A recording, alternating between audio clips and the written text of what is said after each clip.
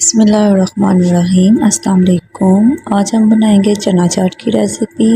उसके लिए हमें सबसे पहले चाहिए एक बाउल में हमने हाफ़ के जी योगर्ट लिया है, यानी दही।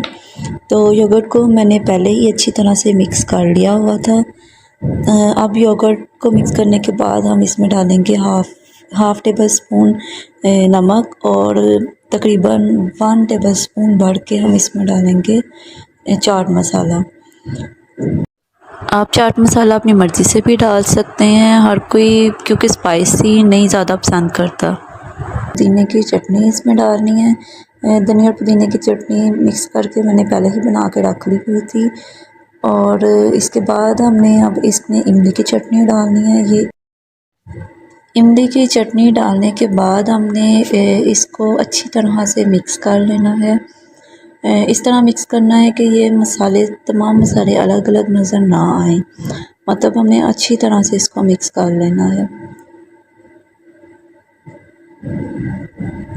अच्छी तरह मिक्स करने के बाद हमारा दही तैयार हो चुका है। अब हम इसमें डालेंगे चने, वाइट चने,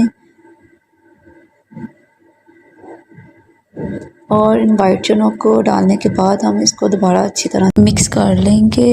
इसको मिक्स करने के बाद तकरीबन 2 मैंने बड़े साइज़ के आलू लिए थे, जो बॉयल करके मैंने कटिंग कर लिए हुए थे।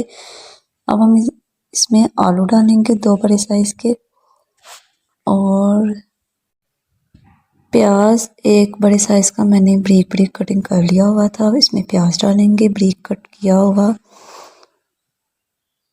प्याज डालने के बाद अब हम इसमें टमाटर डालेंगे। टमाटर तकरीबन मैंने 2 टमाटर डाले हैं नॉर्मल साइज़ के।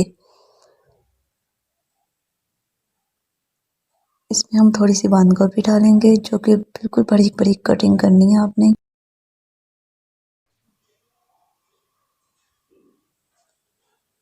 अब हम इन सबको अच्छी तरह से मिक्स कर लेंगे।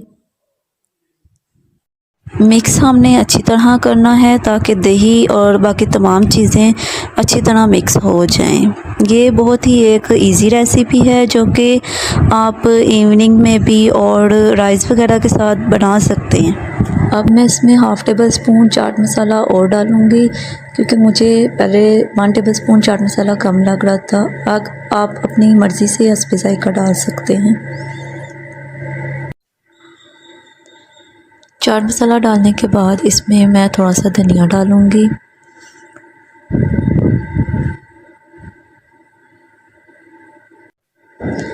और बारीक कटी हुई 1 हरी मिर्च इसमें मैं ऐड करूँगी। धनिया और हरी मिर्च ऐड करने के बाद इसको हमने अच्छी तरह से मिक्स कर लेना है।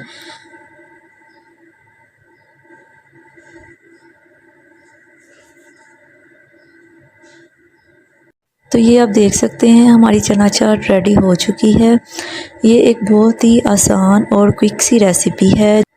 अगर आपको वीडियो पसंद आए तो लाइक और सब्सक्राइब ज़रूर कीजिएगा।